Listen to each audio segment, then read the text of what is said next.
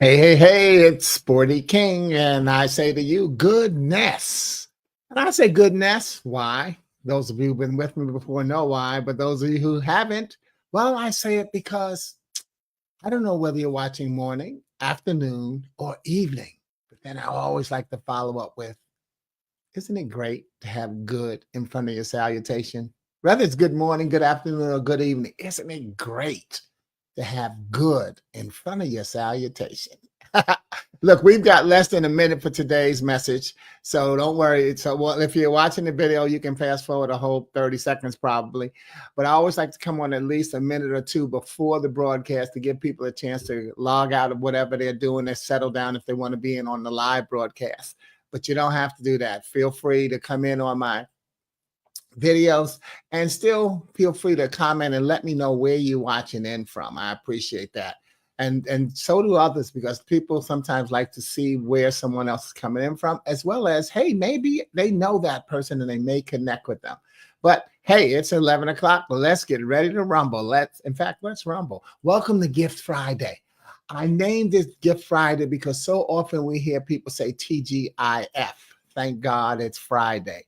But I say, what allure does Friday have to the person who took their last breath on Thursday? Or any day before that, for that matter.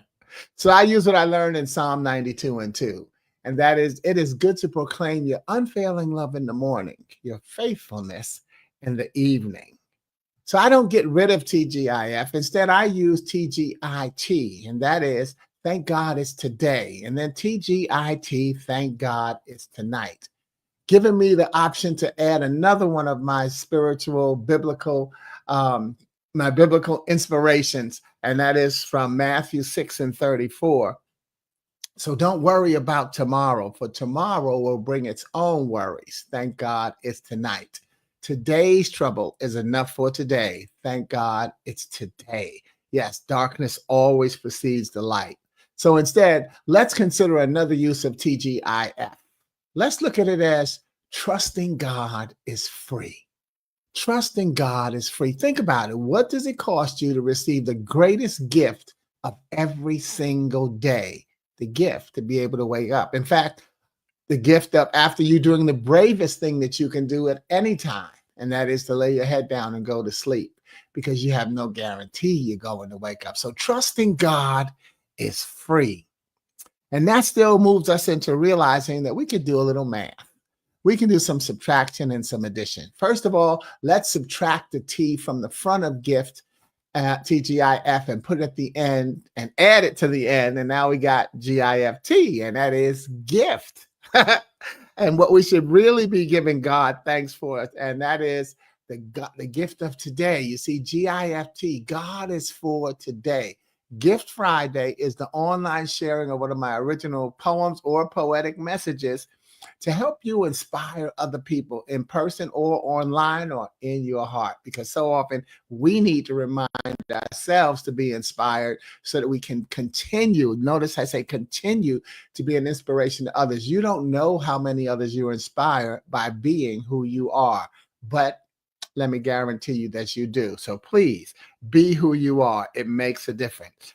Each poem is then going to be my gift to you, where you'll hear me read it here, and then I'll share this week's gift.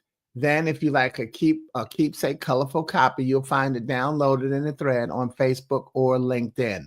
Now, today, I'm going to take you back into a time tunnel with me. This is actually my first book. It was unpublished, of course, but I wrote it in I started it in 1975. It's handwritten. The father of my girlfriend back then bound it with blank pages because he liked the poetry that I had written his daughter, and she shared it. So for those who don't remember, my birth name is actually Ryspodii, Ryspodii.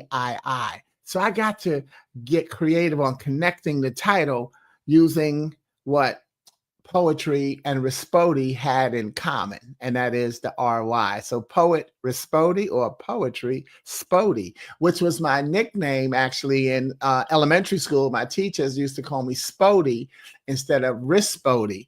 And so that started the whole connection, the corporate merger, because my nickname on the block was Sports Car because I could run fast when I was younger. Now I say I can only run in an emergency.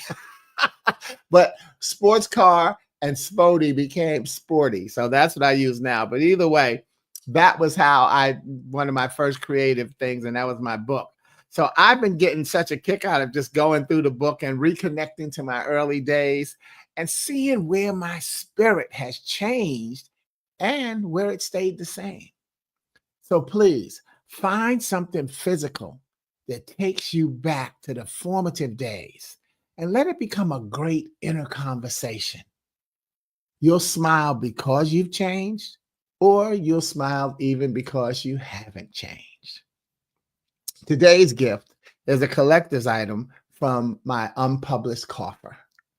And this poem was actually written in 1981. It's called The Virgin Experience. The Virgin Experience. Everything has been, is, and will be done. So why lie to yourself and be cheated out of all the fun? Why ask yourself, why me? And cry and feel misused? Why not you? Just one of the many. Welcome to the list of the abused. When we open our hearts, all must come in, be it love, be it hatred, be it pain. Then it's up to our minds to filter and regulate, such that only the laughter doth remain. And the strength we possess, we must cultivate and rest to consistently achieve the peak of self-perfection. So don't hide from, surrender to, or be hurt by variance. It was bound to happen, but it's just the virgin experience. Gosh, in 1981. So, I mean, that means I wrote that when I was 20. Okay, now I got to do math. Oh, I should have planned this. And then, so I wrote, what's 55, 81, 55, 81 minus 55 is 26 years. Yeah. So I wrote that when I was 26, okay? But each of us had and will continue to have what I call virgin experiences. That first time we lived through something. You'll find that this poem extends that conversation from my Glue Wednesday broadcast, fearing, oops, wait, what happened?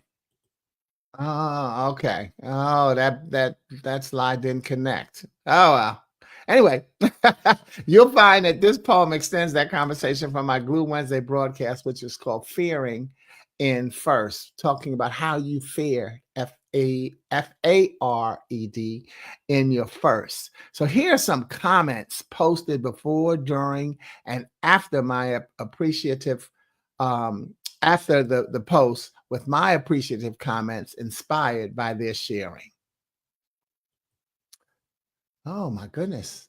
Oh, I must not have been clicking along the way. Open it. Oh, this is what I should have been reading during the poem. Okay. All right. No. Okay. Oh man, I got to go back. Oh my God, the wrong poem saved. Let me see. There it is. Oh, I must not have been clicking along. Okay. Here we go. Okay. Hey, let's quickly put it in together. Let's put it. No, we're not going to put it together. So the virgin experience. So I read the poem to you. I'm going to go on. Okay. So this was the Wednesday broadcast, Fearing in First. And now here are some comments that were posted before, during, and after. And they have my appreciative comments inspired by their sharing. My good friend in California, Seema said, I like the acknowledgement of first. I remember the first holidays after the loss of loved ones and how different they were. I was glad to have the support of friends who understood that it was the first. Sending prayers and light to you, Seema. And then I wrote, and there goes my whole broadcast, because that is what it's about.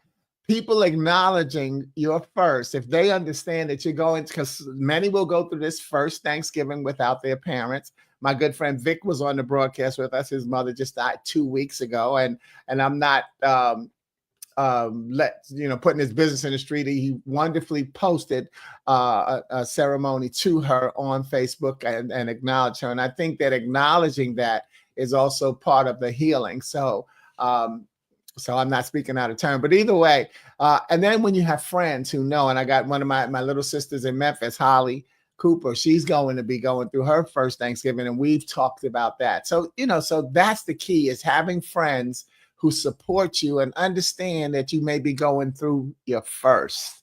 And yeah, that's the whole broadcast. But I still strung the broadcast out. And then my sister here in Charlotte, who we met in Chicago, Roger Carroll, wrote, my mother didn't get a chance to meet her great grandchild, Ella, and the new one that's on the way. See, so she's talking about a first. Yeah, see, sometimes we got a chance to twist everything into first.